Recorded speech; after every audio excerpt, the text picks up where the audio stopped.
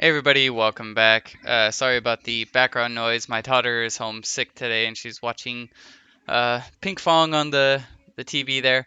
But I'm going to do my best to go through and create this tutorial. So in this one, we will be creating some moving platforms.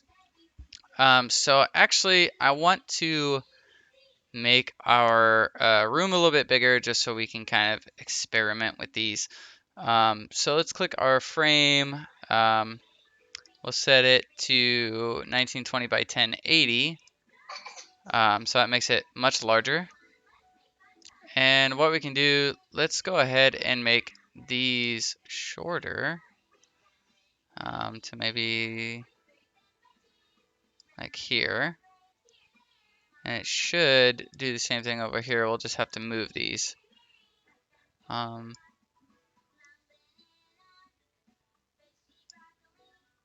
I'll go one more over just to keep it consistent. Alright, so something like that. So now everything should be pretty much the same. But in our player, in the init, let's go ahead and set some scrolling to where the camera is always following our player.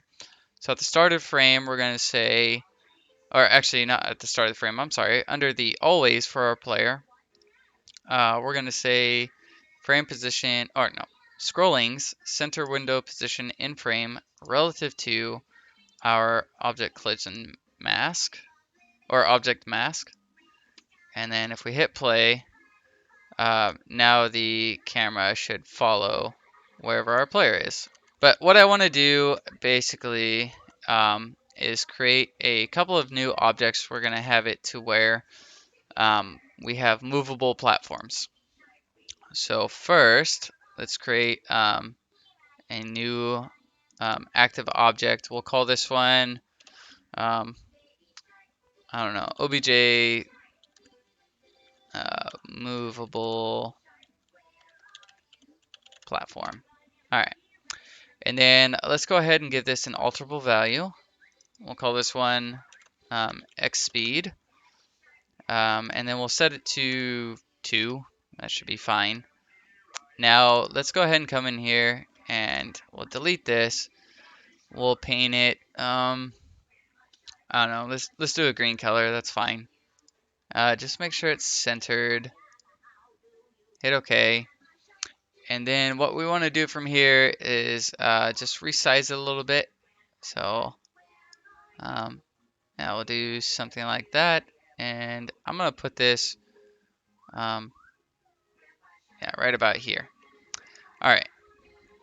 Now let's create another backdrop. I'm going to put one right here. And I'm going to keep it the same color as our other one here. So just like a dark gray color, something like that. And then I'm going to hit Control and drag it over to right here. We'll make these obstacles.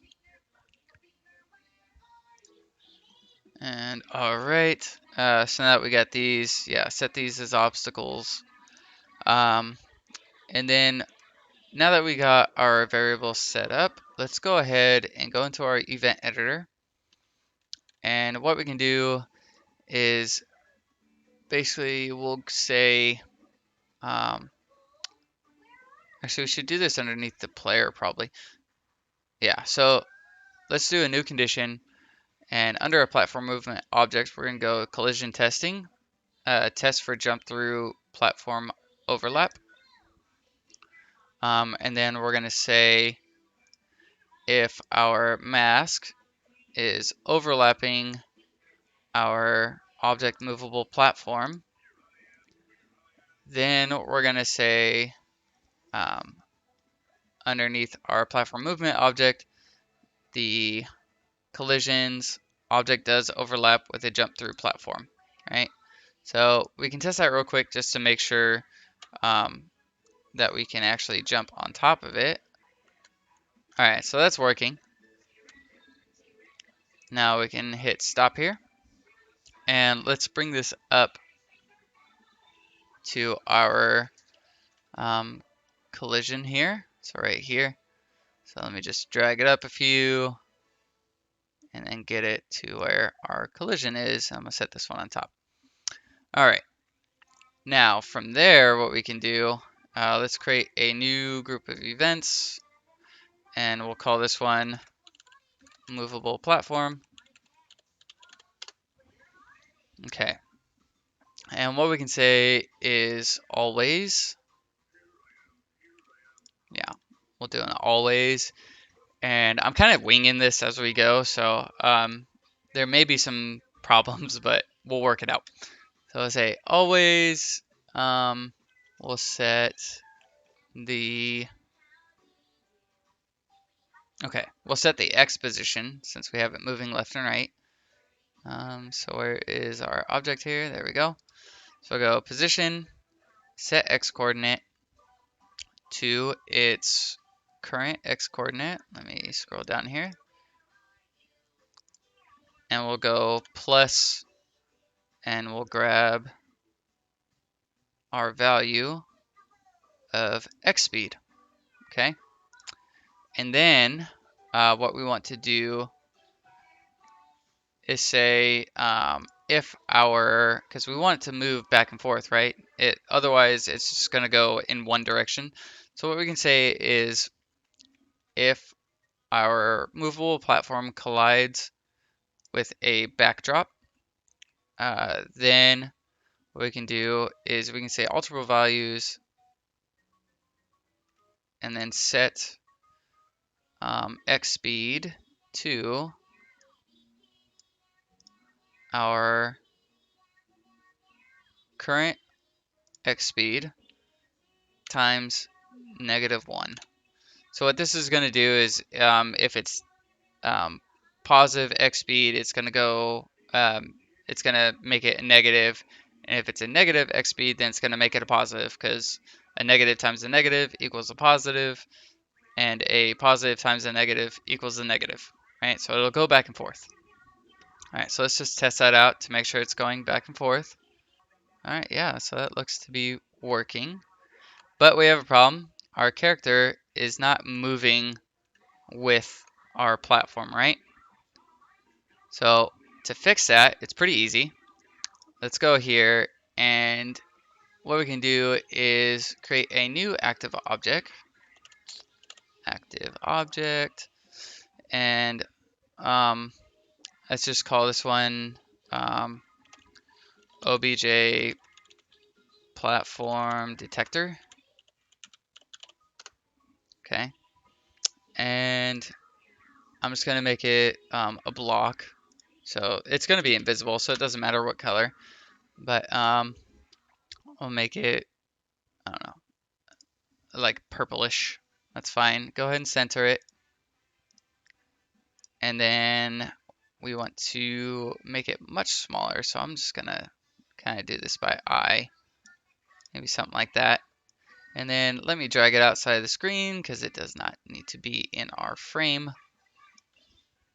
And from there, what we want to do is we can come up to our always event, and we'll set the position of our object platform detector. So we'll go position, select position relative to our object mask. And what we're going to do really quick is come up here, and we're going to drag this down to the bottom where the feet would be. All right. So let's hit play. So it's there. That's working. Okay. And then what we can do from there now is just make it invisible. So uncheck visible at start. And really quick, let's do that with these object enemy hits as well. We'll uncheck visible at start. Make sure those are all off. Okay. And now what we can do is go back to our event editor. And what we can say is if, let's see, if our object detector is overlapping our movable platform, then what we can do is set our player max x position to its current x position, and we'll say plus the x speed value, the x speed value. All right, so let's try this really quick. All right, there we go. And now we're moving along with it. All right. Now, what if we wanted to create a platform that goes up and down? Okay, so what we can do is I'm gonna hold control and bring this one down like this. I'll do like 4 here, and then I'll do 4 at the top here. Or actually, we don't even need 4 at the top. We'll just delete that. All right, now let's go ahead and right click on this. We're going to do clone object, and we'll bring object movable platform 2 over here, and I'm going to resize it to fit with our backdrops here. All right, and go to the alterable value, and this time we'll set this to y speed. Okay, and let's go into the event editor, and now all we need to do is say if object 2 collides with a backdrop, then we want to say, oh, we need to set it moving first. So yeah, we'll say position y coordinate equals its current y coordinate, and then we'll do plus the alterable value of y speed. Okay. All right. So we'll say when it collides with the backdrop, then we're gonna do the alterable value set to its current alterable value of y speed times -1. All right, let's make sure it's bouncing up and down here. Yeah, okay. All right, so let me select the collision. All right, so we're gonna say if this collisions with overlapping another object, and we'll select movable platform 2, then we're going to set we'll edit this, and we'll set the position y coordinate plus the value of y speed for r. But we need to copy this one and paste it, and instead of it going over a platform movement 1, do platform movement 2. Okay, so I need to fix this because I set x coordinate. So we did the set x coordinate. So let me delete this one actually, and we need to position y coordinate to its current y coordinate plus the, there we go, value of y speed. Okay, now we shouldn't have any problems.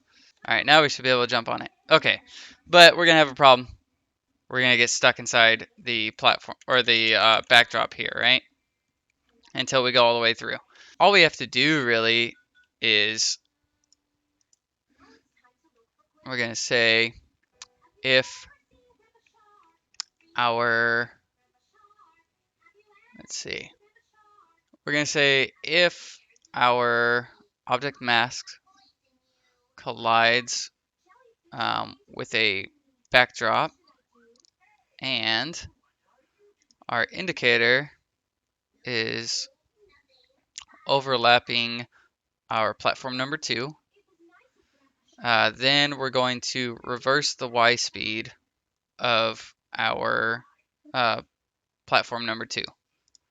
So it should automatically go down if we hit a backdrop and our detector is on object number 2. Okay. Okay, so we made it.